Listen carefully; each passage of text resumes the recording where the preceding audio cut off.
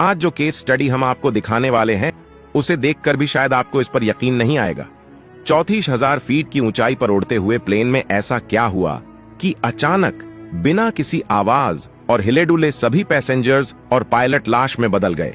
क्या fighter planes को इस विमान को मार गिराने का आदेश दिया गया? क्या विमान को किसी अनजान ताकत ने काबू कर लिया था या ये कोई आतंकी साजिश थी? देखने सुनने में ये कोई थ्रिलर फिल्म की कहानी लगती है, लेकिन यकीन मानिए इस सच्चे हादसे ने पूरी दुनिया को हिलाकर रख दिया था। एविएशन दुनिया की इस दिल दहला देने वाली दुर्घटना के बारे में जानने के लिए बने रहिए हमारे साथ। 14 अगस्त 2005 साइप्रस का लार्नाका इंटरनेशनल एयरपोर्ट। रात के लगभग 1:25 पर हीलियोस एयरवेज की फ्लाइट JU 522 लंदन से उड़कर लार्नाका एयरपोर्ट पर लैंड करती है। फ्लाइट के टर्मिनल पर पहुंचने के बाद flight crew member airport ground staff को प्लेन के सर्विस दरवाजे से आ रही किसी अजीब तरह की आवाज की शिकायत करते हैं और ग्राउंड इंजीनियर से पूरे प्लेन की अच्छी तरह से जांच करने को कहते हैं। इसके बाद ग्राउंड इंजीनियर प्लेन को मैन्युअली प्रेशर राइज करके उसमें किसी भी तरह के लीकेज को चेक करता है और अपनी रिपोर्ट में प्लेन में किसी भी तरह की खराबी से इनकार करता है।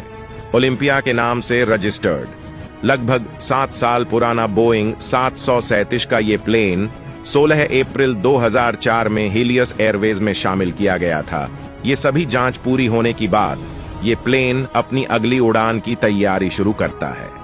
अपनी अगली उड़ान के लिए प्लेन को लार्नाका एयरपोर्ट से ग्रीस के एथेंस इंटरनेशनल एयरपोर्ट जाना था, जिसके लिए नए क्रू मेंबर्स और पायलट्स को नियुक्त किया गया था। इस उड़ान के लिए प्लेन में 115 यात्रियों के साथ 6 क्रू मेंबर्स सवार थे। प्लेन का नेतृत्व 58 वर्षीय जर्मन पायलट हांस यूर्गन मैर्टन कर रहे थे, जो पिछले 35 वर्षों से हीलियोस एयरवेज के साथ ही काम कर रहे थे। कैप्टन हांस यूर्गन मैर्टन के पास कुल मिलाकर 16,900 घंटों का फ्लाइंग अनुभव था, जिसमें 5,500 घंटों का अनुभव इसी तरह के बोइंग 737 प्लेन को उड़ाने का था। फर्स्ट ऑफिसर के तौर पर 51 वर्षीय पायलट पंपोस चारलंबूस को नियुक्त किया था, जो पिछले 5 सालों से हीलियोस एयरवेज के साथ काम कर रहे थे। फर्स्ट ऑफिसर पंपोस चारलंबूस के पास भी 7,549 घंटों का फ्लाइंग अनुभव था। सुबह के लगभग 8 बजे धीरे धीरे सभी यात्रियों के सवार होने के बाद हीलियोस फ्लाइट अपना रोल ऑफ प्रोसेस शुरू करती है और टैक्सीवे से होते हुए फ्लाइट रनवे पर पहुंचती है। सभी प्री फ्लाइट चेकिंग कंप्लीट करने के बाद लगभग 9:07 पर हीलियोस फ्लाइट लार्नाका इंटरनेशनल एयरपोर्ट से टेक ऑफ करती है। मौसम बिल्कुल साफ था और सब कुछ सामान्य तरीके से चल रहा था। अपने फ्लाइट रूट को फॉलो करते हुए प्लेन मेडिटरेनियन समुद्र के ऊपर से उड़ते हुए अपनी निर्धारित हाइट की तरफ बढ़ता है। लार्नाका से एथेंस इंटरनेशनल एयरपोर्ट तक की ये दूरी हीलियोस फ्लाइट को लगभग 1 घंटे 23 मिनट में पूरी करनी थी और धीरे धीरे हाइट बढ़ाता हुआ प्लेन अपनी मंजिल की तरफ बढ़ रहा था। टेक ऑफ के लगभग 10 मिनट बाद प्लेन जब 12,000 फीट की ऊंचाई पर पहुंचता है तो तभी अचानक कॉकपिट में केबिन प्रेशर वार्निंग अलार्म बजने लगता है और आमतौर पर इस अलार्म का मतलब पायलट को यह बताना होता है कि प्लेन के केबिन प्रेशर सिस्टम में कुछ खराबी है और इसलिए पायलट को प्लेन की हाइट और नहीं बढ़ानी चाहिए। लेकिन बदकिस्मती से पायलट इस वार्निंग अलार्म को सही तरीके से नहीं समझ पाए और उन्हें लगा कि ये flight take off configuration warning alarm है, जिसे फ्लाइट के टेक ऑफ से पहले बजना चाहिए था, ना कि टेक ऑफ के 10 मिनट बाद। Take off configuration warning alarm आमतौर पर टेक ऑफ से पहले बजता है, जिसका मकसद पायलट्स को यह बताना होता है कि प्लेन को टेक ऑफ के लिए सही तरीके से कॉन्फ़िगर नहीं किया गया है, इसलिए उनके टेक ऑफ को रोककर सभी फ्लाइट चेक दोबारा पूरे करने चाहिए। लेकिन यहां तो प्लेन पहले ही टेक ऑफ करके 12,000 फीट की ऊंचाई पर पहुंच चुका था, तो अब ये अलार्म क्यों बज रहा है? ये सोच सोच कर पायलट्स की कंफ्यूजन और ज्यादा बढ़ती जा रही थी और प्लेन अभी भी ऊपर की तरफ क्लाइंब करता जा रहा था और अगले कुछ ही मिनटों में एक एक करके कॉकपिट में बहुत सारे वार्निंग अलार्म बजने शुरू हो गए। Cabin pressure. वार्निंग अलार्म के कारण पहले से ही परेशान दोनों पायलट्स अब इन नए वार्निंग अलार्म्स को ठीक करने की कोशिश में लग जाते हैं और काफी मशक्कत करने के बावजूद भी जब दोनों पायलट्स इन वार्निंग अलार्म्स को ठीक नहीं कर पाते तो वो फाइनली हीलियोस मेंटेनेंस टीम को मदद के लिए कॉल करते हैं। अब तक प्लेन 18,000 फीट की ऊंचाई तक पहुंच चुका था। पायलट्स अभी मेंटेनेंस टीम को अपनी प्रॉब्लम समझाने की कोशिश कर ही रहे थे कि तभी अचानक पैसेंजर ऑक्सीजन अलार्म बजने लगता है और देखते ही देखते पैसेंजर केबिन में ऑक्सीजन मास्क लटकने लगते हैं। लेकिन कॉकपिट में पायलट्स को अभी तक भी इस बात की जानकारी नहीं थी कि पैसेंजर केबिन में ऑक्सीजन मास्क लटक चुके हैं। पायलट्स अभी भी इसे लैंडिंग कॉन्फ़िगरेशन वार्निंग मैसेज समझकर सर्विस टीम से इसे ठीक करने की जानकारी मांग रहे थे। कुछ देर बाद सर्विस टीम पायलट्स की कॉल को प्लेन के ग्राउंड इंजीनियर से कनेक्ट करती है। ग्राउंड इंजीनियर जब पायलट्स से प्लेन में आ रही खराबी की जानकारी मांगता है तो पायलट्स कहते हैं कि उन्हें ऐसा लग रहा है कि प्लेन को वेंटिलेशन कूलिंग सिस्टम काम नहीं कर रहा है। ये सुनकर इंजीनियर पायलट्स को प्लेन का प्रेशराइजेशन बटन चेक करने के लिए कहता है और पूछता है कि क्या ये बटन ऑटो मोड पर सेट है या नहीं।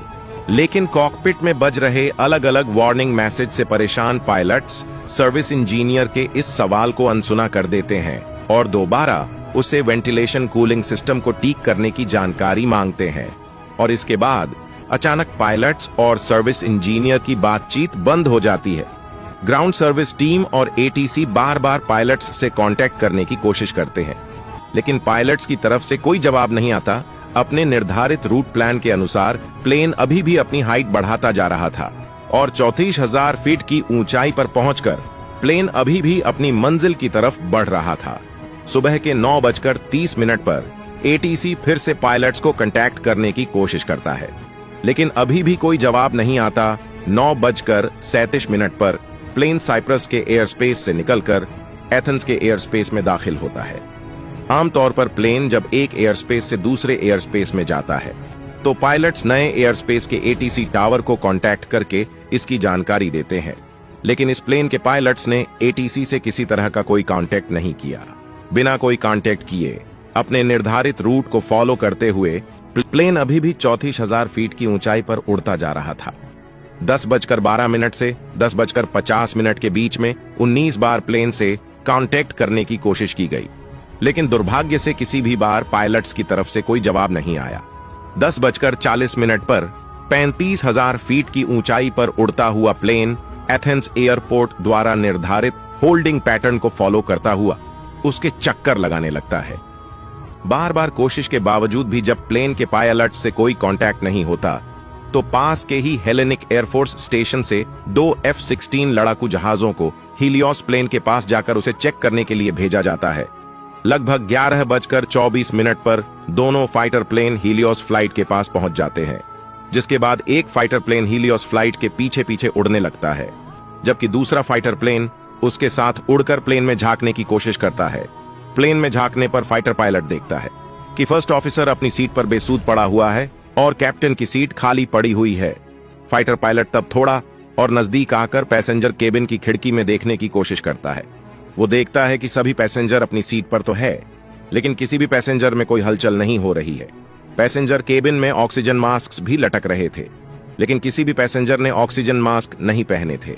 तभी अचानक फाइटर पायलट हीलियोस प्लेन के कॉकपिट में बिना मास्क पहने हुए किसी अनजान आदमी को आते हुए देखता है जो कप्तान की सीट पर जाकर बैठ जाता है। ये देखकर फाइटर पायलट हीलियोस प्लेन के थोड़ा और नजदीक जाकर उस इंसान का ध्यान अपनी ओर खींचने की कोशिश करता है लेकिन बेसुधी की हालत में वो अजनबी इंसान फाइटर प्लेन की तरफ कोई ध्यान नहीं देता। लगभग 11:50 पर इसी तरह अपने आप उड़ते हुए हीलियोस प्लेन के बाएं इंजन से धुआं निकलने लगता है और कुछ देर बाद बाएं इंजन के बंद होने के साथ ही प्लेन एक तरफ झुकने लगता है।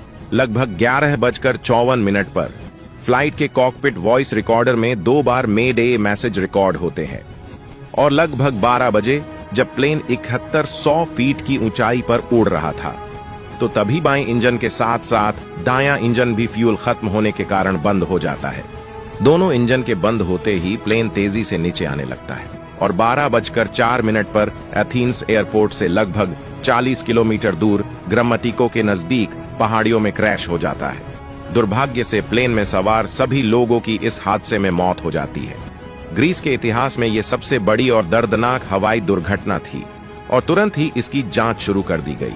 जांच के दौरान इन्वेस्टिगेटर को पता चलता है कि अपनी इस दुर्भाग्यपूर्ण फ्लाइट से पहले रात को यह प्लेन जब लंदन से लरनाका इंटरनेशनल एयरपोर्ट पहुंचा था, तो उस फ्लाइट के क्रू मेंबर्स ने प्लेन के राइट साइड के सर्विस डोर में अजीब तरह की आवाज और डोर सील के जाम होने की शिकायत ग्राउंड सर्विस स्टाफ से की थी और उनसे कहा था कि प्लेन की अच्छी तरह पूरी जांच की जाए।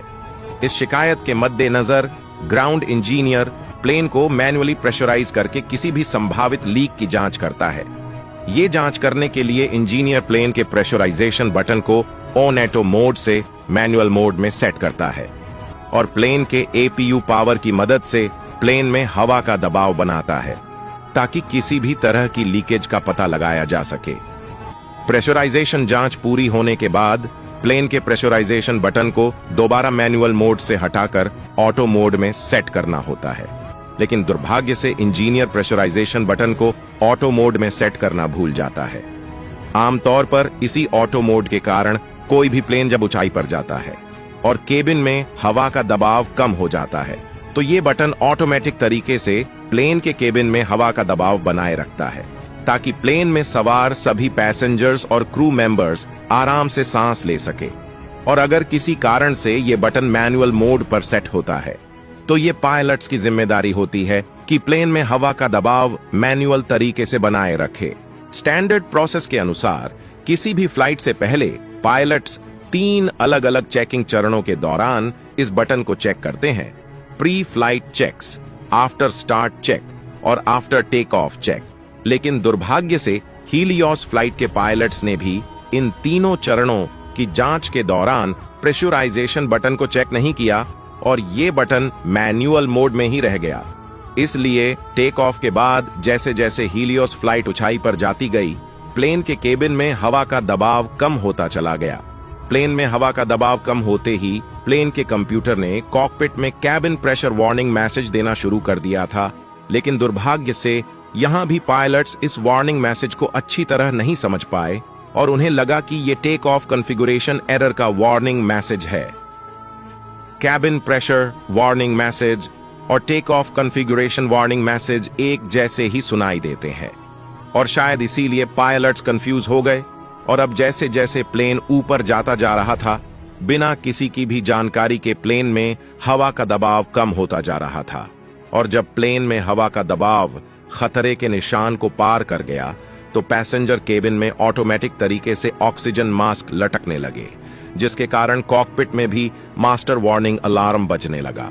और चूंकि कॉकपिट में ऑक्सीजन मास्क ऑटोमेटिकली नहीं लटके थे, इसलिए पायलट्स को पता ही नहीं चल पाया कि प्लेन में हवा का दबाव कम हो चुका है और पैसेंजर केबिन में ऑक्सीजन मास्क लटक चुके हैं और धीरे धीरे प्लेन में ऑक्सीजन कम होने के कारण पैसेंजर्स और केबिन क्रू के साथ साथ पायलट्स भी बेसुधी के हालत में जाते जा रहे थे।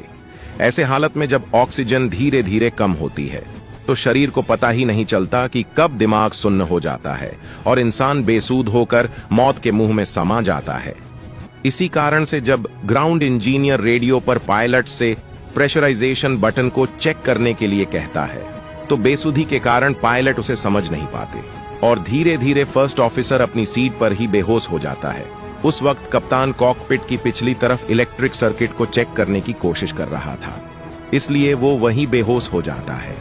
इसी कारण से F-16 फाइटर पायलट्स को कप्तान अपनी सीट पर दिखाई नहीं देते। कॉकपिट वॉइस रिकॉर्डर की जांच के बाद इन्वेस्टिगेटर ने पाया कि वो अजनबी इंसान जिसे फाइटर पायलट्स ने कॉकपिट में आते हुए देखा था, वो फ्लाइट अटेंडेंट अंड्रियस पी थे, जो एक पोर्टेबल ऑक्सीजन सिलेंडर की मदद से कुछ देर तक होश में थे। किसी तरह प्लेन को कंट्रोल करके क्रैश होने से बचाने की कोशिश कर रहे थे। अगर हम बोइंग 737 प्लेन की बात करें, तो जब भी प्लेन में ऑक्सीजन का दबाव कम होता है, तो प्लेन में लगे हुए केमिकल यूनिट से ऑक्सीजन मास्क के द्वारा पैसेंजर केबिन और कॉकपिट में ऑक्सीजन सप्लाई की जाती है। ये ऑक्सीजन सप्लाई लगभग 12 मिनट्स के लिए पर्याप्त होती है ताकि पायलट प्लेन की हाइट काम करके उसे 10,000 फीट तक ले आए। इस ऊंचाई पर बिना ऑक्सीजन मास्क के भी पैसेंजर और केबिन क्रू आसानी से सांस ले सकते हैं। लेकिन दुर्भाग्य से हीलियोस फ्लाइट के पायलट को प्लेन में कम हुए हवा के दबाव का पता ही नहीं चल पाया और पैसेंजर्स के साथ साथ केबिन क्रू और पायलट्स हवा में ही खामोशी के साथ मौत के मुंह में समा गए। चूंकि प्लेन ऑटो पायलट मोड पर उड़ रहा था, इसलिए जब तक प्लेन में फ्यूल खत्म नहीं हुआ वो अपने आप उड़ता रहा और अंत में फ्यूल खत्म होने के बाद क्रैश हो गया। इस दुर्घटना के लगभग 1 साल बाद 31 अक्टूबर 2006 को हीलियोस एयरवेज ने अपनी सभी फ्लाइट्स को बंद कर दिया। मार्च 2011 में अमेरिका फेडरल एविएशन ने सभी बोइंग 737 एयरक्राफ्ट्स में 2 एडिशनल वार्निंग लाइट्स लगाए जाने के निर्देश दिए ताकि पायलट्स को केबिन प्रेशराइजेशन और टेक ऑफ कॉन्फ़िगरेशन वार्निंग्स का सही पता लग सके। एविएशन दुनिया में ये बहुत ही महत्वपूर्ण बदलाव दे, जिन्होंने हवाई यात्रा को और भी सुरक्षित बना दिया। लेकिन दुर्भाग्य से हीलियोस एयरलाइंस फ्लाइट 522 के यात्री और क्रू मेंबर्स को इन बदलाव की कीमत अपनी जान देकर चुकानी पड़ी।